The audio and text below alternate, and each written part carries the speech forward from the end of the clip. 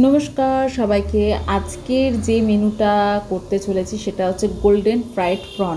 হ্যাঁ, এবার এই প্রনের একটুখানি নিচে লেজের পোর্শনটা থাকার উচিত ছিল, কিন্তু বাজার থেকে পুরো চিংড়ি ছাড়িয়ে আনা হয়েছে। কিছুটা পটল চিংড়ি করা হয়েছে আর কিছুটা বিকেলে স্ন্যাক্সের জন্য রেখেছি।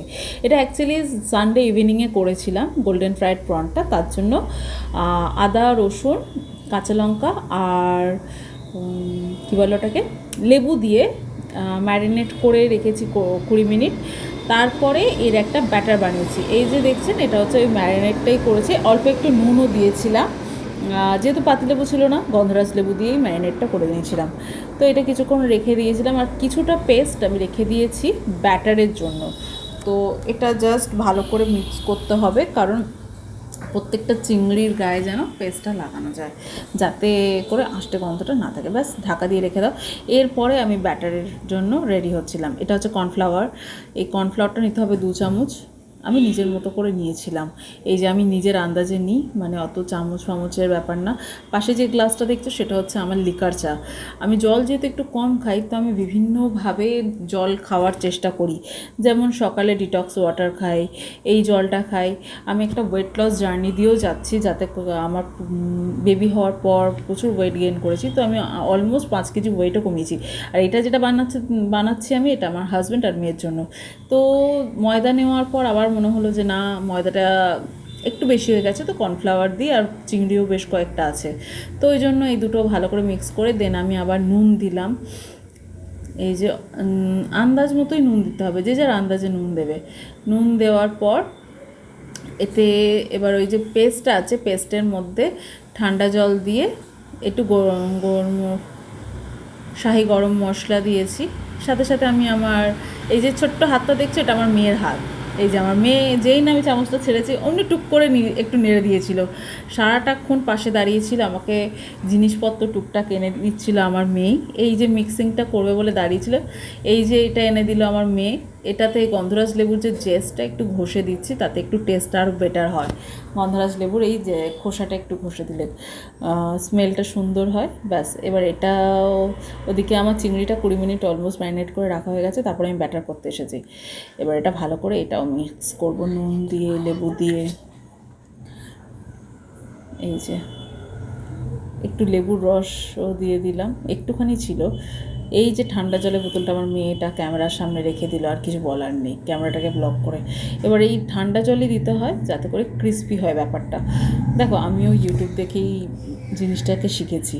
এমন না যে আমি এটা করেছি কখনো, আমি খেয়েছি, বাট বাকিটা আমি ইউটিউবের বিভিন্ন রকমের রেসিপি দেখে নিজে একটা অ্যাডজাস্ট করে বানাচ্ছি। এবার মিক্সারের মধ্যেই ঠান্ডা জলটা ঢেলে ওই পেস্টটা ওর মধ্যে দিয়ে ম্যারিনেট করব। এবার আমি বাটার দিচ্ছি, কিছুটা বাটার এর মধ্যে দিতে হবে, কারণ এটা অনেকে ব্যাটার ফ্রাইও বলে, বাটার ফ্রাইও বলে। বাটার ফ্রাই দিলে কী হয়, ভেতরটা ভীষণ ক্রিস্পি হয়। এই যে ভেতরে আমরা বলি না তেল ব্যাপারটা, ওই ক্রিস্পি ব্যাপারটা সেই বাটারটা দেওয়ার জন্য। তো বাটারটা দিয়েছি, সাথে করে পেস্টটা ঠান্ডা জলে ধুয়ে এবার ওটাও দিয়ে দিলাম। এবার আমি একটু হাত লাগাতেই হবে, না হলে এটা সত্যি কথা বলতে স্পুন দিয়ে হচ্ছে না। আমার হাত অলরেডি পরিষ্কার করে, বিকজ আমি খাচ্ছিলামও, তো পরিষ্কার করে ধোয়া হাত। তো ব্যাস, এবার সব দিয়ে মিক্সারে বেসিনে ফেলে দিয়ে এবার জাস্ট মিক্স করতে হবে। এই যে দেখছো, এই রান্নাঘরটা আমার এই নতুন যেখানে শিফট করেছি সেখানকার রান্নাঘর বেশ ভালোই লাগে। রান্নাঘরটা ছোটোখাটোর মধ্যে সুন্দর আছে, আর আমি চেষ্টা করেছি গুছিয়ে রাখার, কিন্তু তাও হয়ে ওঠে না, একা হাতে করি তো। এবার এটাকে অনেকক্ষণ ধরে ভালো করে মিক্স করতে হবে, কারণ বাটার আছে, মশলা আছে, নুন আছে, তো একটু টাইম দিতে হবে এটাকে। কারণ একটু একটু লাম্পস ছিল, ওগুলোকে পরে হাত দিয়ে দিয়ে আমি করলাম, কারণ স্পুন দিয়ে ফাইনালি হয়ে ওঠেনি ব্যাপারটা আমার পক্ষে। এই যে মিক্স করছি।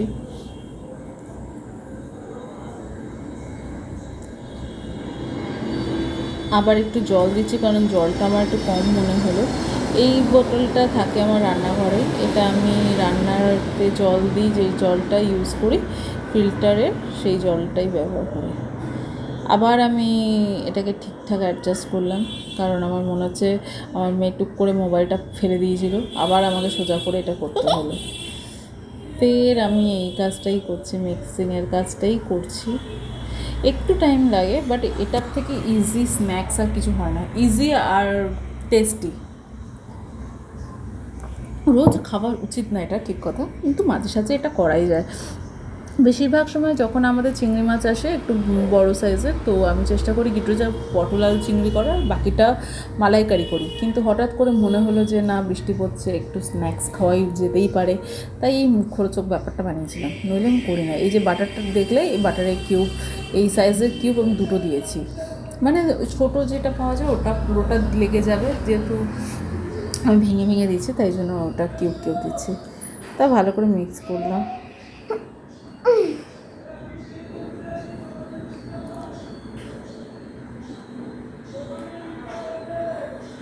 দেন আবার কর্নফ্লাওয়ার, কারণ কর্নফ্লাওয়ার কম মনে হয়েছে।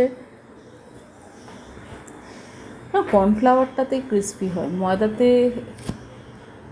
ময়দাতে তো জাস্ট একটা হোল্ড করে ব্যাপারটা, কর্নফ্লাওয়ার দিলে তবে গিয়ে ক্রিস্পি হয়।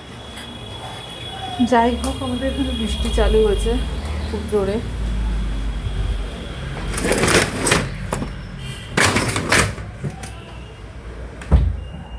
খুব জোরে বৃষ্টি শুরু হয়েছে, দিন নেই রাত নেই, খালি বৃষ্টি হচ্ছে, এক পশলা করে বৃষ্টি হয়,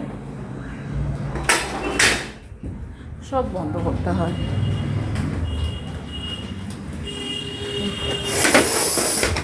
ব্যাকগ্রাউন্ডে এত আওয়াজ হচ্ছে বিকজ ব্যাস এই এবার একটু বেশি করেই তেল দিতে হবে। আমি চেষ্টা করছি কম তেল দিয়ে একটা দুটো করে ভাজার, কারণ এই তেলটা মাছ মাংস ছাড়া ইউজ করা যায় না। সাথে করে আমি আমার ড্রিঙ্কও শেষ করছি।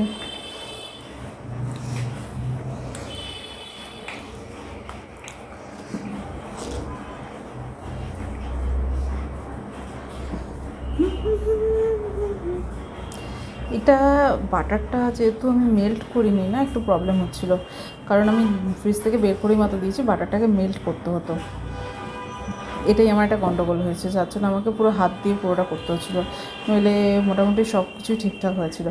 ব্যাস এবারেই একটা দুটো করে ভালো করে কোট করে ভাজতে হচ্ছিলো। অলরেডি 3-4 রাউন্ড আমার ভেজে খাওয়া হয়ে গেছে এদের। তো এই যে গোল্ডেন কালার হয়ে আসবে, সব কটা নামিয়ে নেবে। ভীষণ টেস্টি হয়েছিল, কিচ্ছু লাগে না, ওপর থেকে জাস্ট একটু গোলমরিচ ছড়িয়ে খেয়ে নিতে পারো, যদি আর একটু ঝাল মনে হয়, কিন্তু আমি অনেক কাঁচা লঙ্কা দিয়েছি তাই জন্য।